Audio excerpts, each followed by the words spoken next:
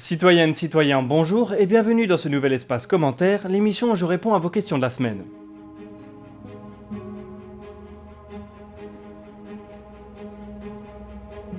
Comme vous l'avez vu au titre, pour la première question, celle d'Alex, on va partir sur la Lune.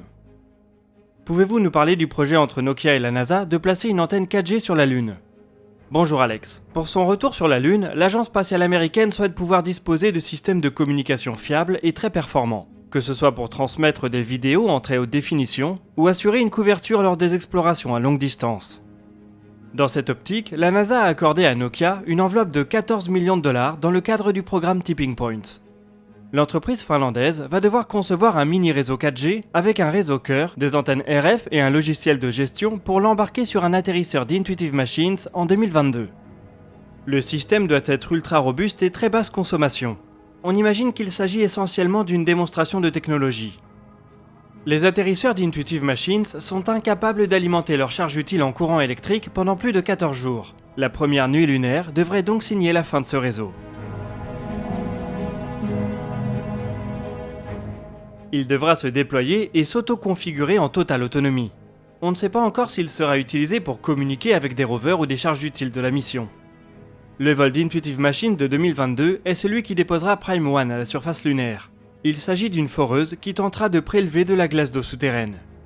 Si l'expérience est une réussite, on imagine que la NASA fera appel au réseau de Nokia pour ses tentatives de vol habité vers la Lune. Il s'agirait d'un moyen fiable et peu coûteux pour établir des communications entre les différentes architectures à la surface.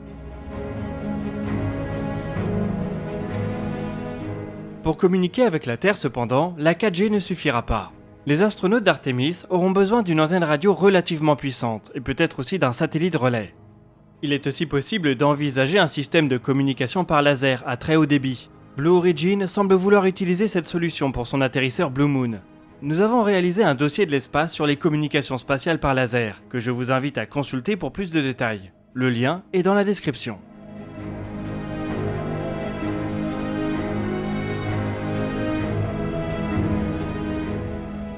Pour la prochaine question, on va parler des conditions générales de vente de Starlink. Pourrais-tu nous parler des propositions concernant l'application de la loi sur Mars ? Il paraît qu'Elon Musk compterait appliquer la loi à la SpaceX lors de l'arrivée des colons. Mais en attendant, le droit privilégié dans l'espace serait le droit international. Hello Friday. Les conditions générales de Starlink contiennent quelques termes étonnants. La plus grande partie du document est conforme à ce à quoi on s'attend de la part d'un fournisseur internet. Mais il y a aussi des segments liés à l'usage du service dans un Starship ou sur Mars.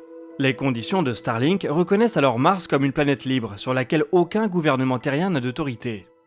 Ce qui signifie que les lois auxquelles Starlink serait soumis sur Mars ne devraient être décidées que par des habitants de Mars.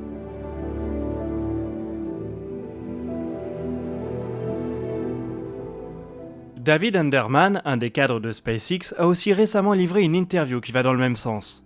Il a indiqué qu'il était en train d'aider à la création d'une constitution martienne.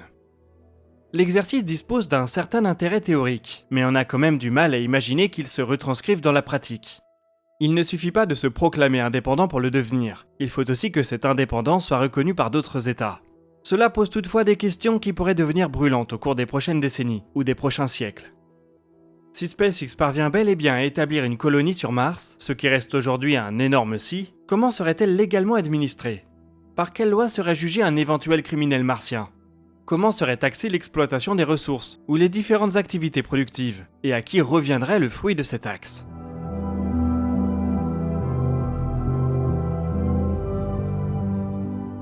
Avant de réellement se poser ces questions, la Lune va probablement présenter un cas plus immédiat. Le 6 avril dernier, Donald Trump a entériné un texte autorisant l'exploitation des ressources spatiales. Les accords Artemis, qui ont déjà été signés par 9 pays, tentent d'offrir un cadre légal international à l'exploitation des ressources de la Lune. Les gouvernements de la Terre ne semblent donc pas spécialement enclins à laisser ce qui se passe au-delà de l'atmosphère échapper à leur juridiction.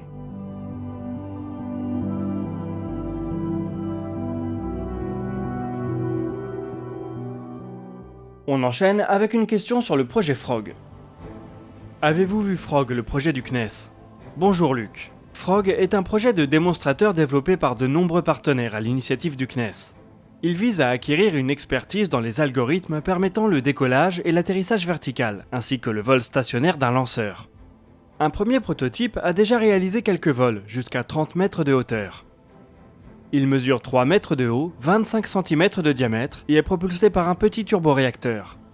Mais cela est déjà suffisant pour amasser des données intéressantes.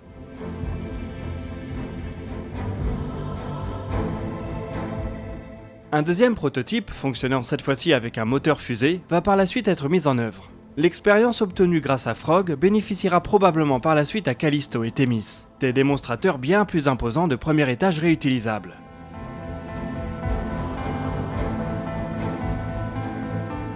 L'autre aspect qui rend le projet Frog très intéressant, c'est son développement itératif. Les équipes paramètrent leur démonstrateur, le testent, puis analysent ses performances avant de répéter le processus. C'est une méthode qui fait fortement penser à ce que fait un certain concurrent américain avec ses prototypes. Et on ne va pas s'en plaindre, puisqu'après tout, cela a l'air de très bien marcher. Enfin, l'équipe qui propulse Frog est issue de milieux très divers. Le CNES est en effet épaulé par ArianeWorks, la branche d'Ariane Group qui développe des concepts avancés, mais aussi par des PME, des universités et même des associations. Il y a donc toute une partie du tissu spatial français qui participe à ce projet. Frog ne sera jamais un lanceur orbital, mais on a hâte de voir jusqu'où il va pouvoir monter, surtout pour le prototype qui sera équipé d'un moteur fusée. Ce sont des essais qu'on va pouvoir suivre de près en attendant ceux de Callisto et Themis.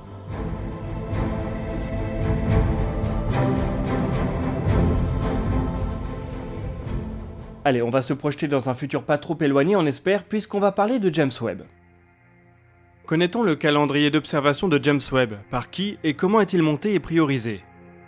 Bonjour Marc. C'est le Space Telescope Science Institute, la même organisation qui gère actuellement les observations de Hubble, qui va prioriser celles de James Webb. Cela devrait se faire par le biais d'appels à propositions qui auront lieu tous les ans. Les propositions d'observation reçues seront alors examinées par un comité d'une centaine de membres issus de divers champs de l'astronomie. Dans le cas d'Hubble, ils retiennent généralement 10 à 20% des propositions reçues. On peut donc imaginer que cette tendance va se poursuivre avec James Webb. Chaque proposition retenue se verra alors allouer du temps d'observation avant de passer la main au projet suivant.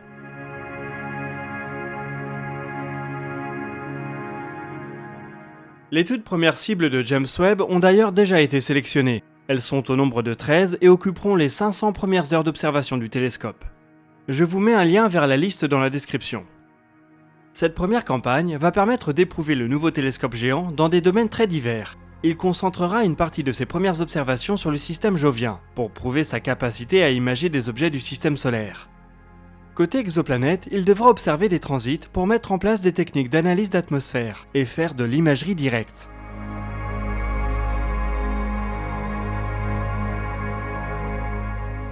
Le reste de ses premières observations lui permettra de se concentrer sur la formation physique des étoiles, des galaxies et de leur trou noir central. Au passage, on remarque qu'une partie de ces premières observations seront menées par l'Observatoire de Paris et l'Université de Toulouse. Mais bon, avant d'en arriver là, il faut continuer à prendre notre mal en patience. Le lancement de James Webb est pour le moment prévu pour octobre 2021 et nous ne sommes pas à l'abri d'un nouveau retard.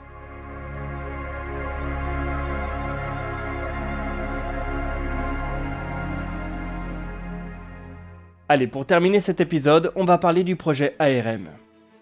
J'ai lu il y a pas longtemps un article qui parlait du projet ARM, Asteroid Redirect Mission. Ce projet est-il encore prévu? Si oui, peux-tu nous en dire plus? Bonjour Aurélien. ARM était une mission de la NASA de premier plan, qui a été annulée en 2017. Elle devait mener au développement d'un remorqueur spatial de forte capacité, utilisant des moteurs ioniques. Son but aurait été de voyager jusqu'à un astéroïde géocroiseur pour prélever un rocher de plusieurs mètres de diamètre, afin de le ramener en orbite lunaire. Ce rocher aurait ensuite pu être analysé par des missions robotisées ou habitées. Le vaisseau serait lui aussi resté en orbite lunaire pour pouvoir éventuellement être ravitaillé.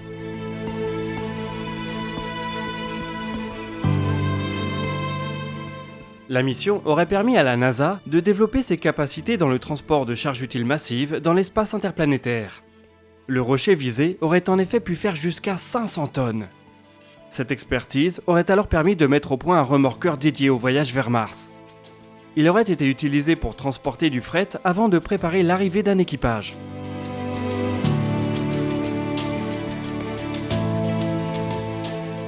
La mission ARM n'aura vécu que 4 ans. Elle a débouché sur une étude pour un propulseur ionique de forte puissance. Des contrats préliminaires avaient été accordés notamment à Boeing, Lockheed Martin et Orbital ATK pour la conception du vaisseau et de ses immenses bras chargés de s'emparer du rocher. La mission aurait par ailleurs mis à profit le SLS, indirectement issu du programme Constellation. Le vaisseau Orion aurait aussi pu être utilisé pour réaliser une mission vers le rocher, une fois celui-ci en orbite lunaire.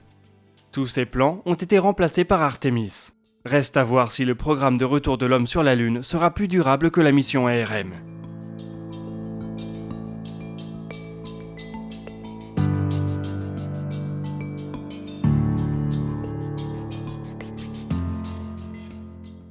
Voilà, cet épisode est déjà terminé, mais j'espère qu'on a répondu à quelques-unes de vos interrogations. Nous, on se retrouve la semaine prochaine pour d'autres vidéos sur l'actualité spatiale. D'ici là, citoyennes, citoyens, portez-vous bien.